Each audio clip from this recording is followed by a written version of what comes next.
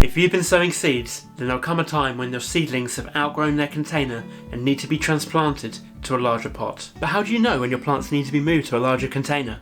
Well, the good news, my friends, is that they will tell you. What's that, my love?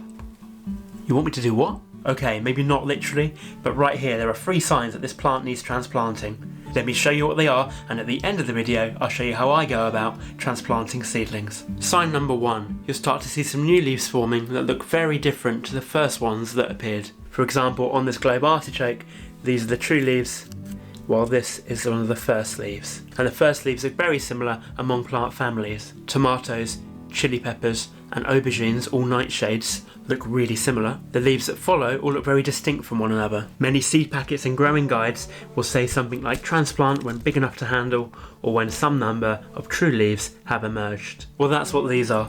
This is the plant declaring transplant season open.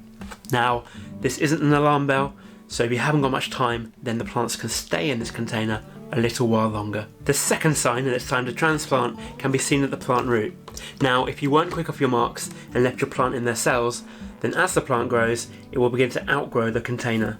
And the first sign of that is this root here, poking through the drainage hole. When seedlings are very young, they don't need much space to grow, as all the nutrition comes from the seed and the root system is still very small. But as the plants begin to put out more roots, you'll start to notice the root network forming around the edge of the cells. Growth of the root network begins to become constricted and the plant becomes root bound. And if your pots aren't see-through, then you might notice it getting firmer if you give it a good squeeze.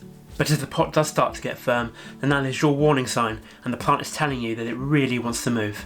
And quickly, a bonus tip for you guys: if you see a plant with a seed still trapping the leaves, then take your fingers, put some spit on it and then gently rub on the seed until the seed is released. There we are, it's free now. A little bit of damage on the end on one leaf, but the other one's perfectly fine. I've seen some people use scissors to do this, but you can normally get the whole thing without any damage to the plant. Now, if you ignore all of the hints that the plant was trying to give you and you left it in its container still, like I did, then you should be on the lookout for my last sign that it's time to transplant, which is discoloration. If your plant had access to light and adequate water, then discoloration could be a sign of nutrient deficiency. Now, the first thing to look for is yellowing or wilting of the leaves. These tomato plants, which are a month old now and sown into almost pure coconut coir, starting to see some yellowing on this leaf here. You'll also notice quite commonly on tomatoes is that the underside of leaves go purple, which is a phosphorus deficiency. In both of these cases, I transplant these into new, more nutrient-rich soil.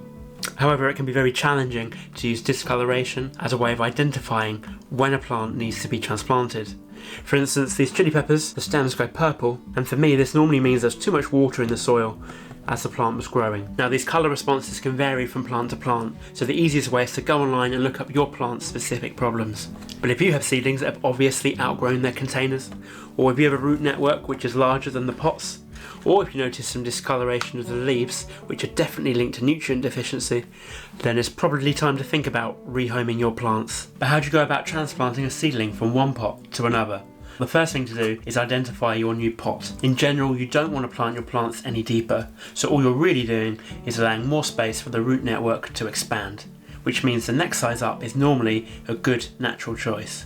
However, there are exceptions to the rule. In the nightshade family, you can plant the stems deeper, and famously for the tomatoes, the hairs along the stem will turn into roots when they're buried in the soil. That means if you neglected your tomato plants like I did, and they ended up very leggy, then you can bury them up to the first true leaf, and you can save them. They won't end up weak, they might even end up stronger for it. So right now, I'm going to transplant these chili plants into a pot that's about this big. Now I'm going to remove the cells from the tray. Be mindful of the roots at the bottom if you've left them in too long. You want to damage as few roots as possible. Remember, this is really traumatic for them, so be gentle. I tend to use the handle of the spoon and then leverage out the pepper, trying to keep as much of the soil and root together, and then use a combination of the handle and my other hand to transfer the plants to the new container.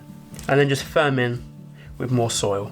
Alternatively, and this is the most common way of doing it, grab your seedling by the leaves while you prise the roots out of the cells. This works great for young seedlings, but be sure not to touch the stems because they are very, very fragile.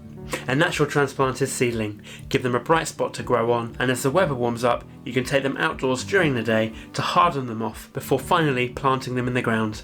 And if you're trying to figure out how to give your plants more exposure to light, heat, and the elements before they go in the ground, then check out this video here, which will help you decide if a walk-in plastic greenhouse is right for you. Otherwise, as always, Happy gardening!